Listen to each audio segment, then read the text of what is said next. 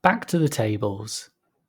On the bottom right, we called the big blind versus an under the gun open, called the flop, turn went check check, and now we can bet super tiny to get a tiny bit of value from 7x, king queen high, etc., and just stop the opponent from being able to bluff too much as well. Bottom left, we could bet flop, but this shallow stack, I quite like a check. When he overbets turn on the 3, it weights him to having draws and bluffs a lot more than good hands. Hands like 7x wouldn't go this big, and many 10x as well. Ace high will usually shove pre-flop or not do this either, so we beat all their bluffs. On the bottom middle, we call versus a flop lead. When he checks turn, we're just trying to find the best sequence of best bet sizes to get the most money from our opponent. I settle on fairly small on the turn, but enough that the river shove won't be too big in relation to the pot.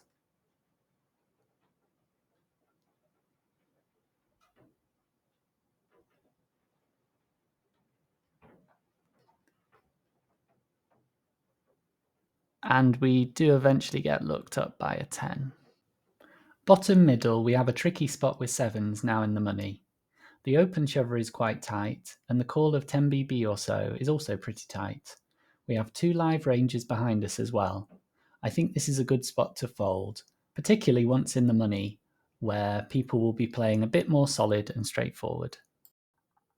Top left, we open ace 7 and get called. I'm never folding after we hit this flop, so I'm just trying to pull him in with as many hands as possible by not just shoving. Similarly, on the top right, maybe going non-all-in gets an odd call from hands which would otherwise fold. Ace-king we unfortunately lose, and ace-7 we run into a straight. Ace-5 offsuit on the bottom right seems like a good open with tighter players behind us. We could c-bet this board, but it's extremely wet, so I don't mind a check as well. Once we hit a 5, we can call, but it's already close. I do decide to call though, given he has loads of draws.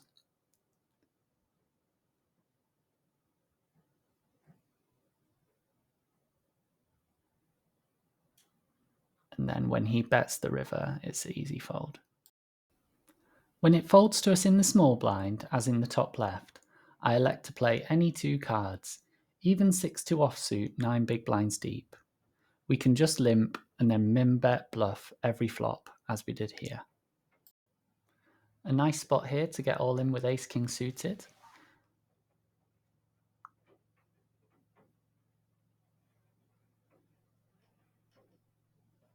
But unfortunately we lose. In this hand, with 5-2 suited, I go against my slow playing rule. We call pre-flop due to the small size. We call the flop, hitting a 5 and having a backdoor flush draw. When we hit trips on the turn with less than pot left, it's going to be very easy to get the money in later when we're in position, and him checking the turn shows a reasonable amount of weakness. We would like him to catch up or maybe bluff the river. He does bet the river, but unfortunately he folds to the raise, so I would imagine he probably had a bluff. With ace-queen, we're facing a raise from an under-the-gun player. Versus a tight player, I would just call here, but this guy has played 44% of hands and is playing very aggressively. I'm happy to 3-bet and get stacks in versus him. Not ideal that the small blind comes in as well, but our hand is good enough and we are simply priced in.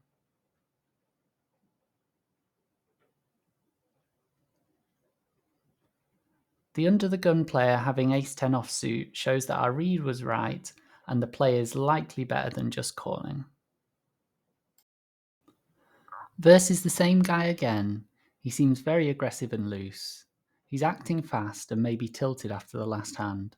This is a very loose 3-bet get in for us, but against this guy specifically, I think it's good. I wouldn't be surprised to see him show up with 10-9 offsuit or something else outrageous here. There weren't too many more interesting hands, and I didn't final table either of the tournaments. Overall, I played 10 or 11 tournaments in the session, cashed a few, but overall I think I was slightly down monetarily on the session. This brings me to an important point about tournaments. There is a lot of variance. You can win many times your buying in chips, only to lose them towards the end of the tournament in a standard flip. You've crushed the tournament, but came away with only a small profit or no profit at all. This variance will balance itself out over the long run, but until then, all you can do is focus on how many chips you're winning. The figure highlighted here shows how well you're beating the games. It shows how many big blinds you win on average every 100 hands you play. Those big blinds may be won at the start of the tournament or the end. This figure doesn't discriminate. Any figure above 3 means you're likely a winner in the games long term. Anything over 10 and you're likely crushing the games for at least a 30% return on investment. As always, if you have any questions related to this topic or any questions at all, I offer a free coaching service in the VIP Grinders Discord server. Feel free to come in and ask anything you like. I look forward to seeing you there.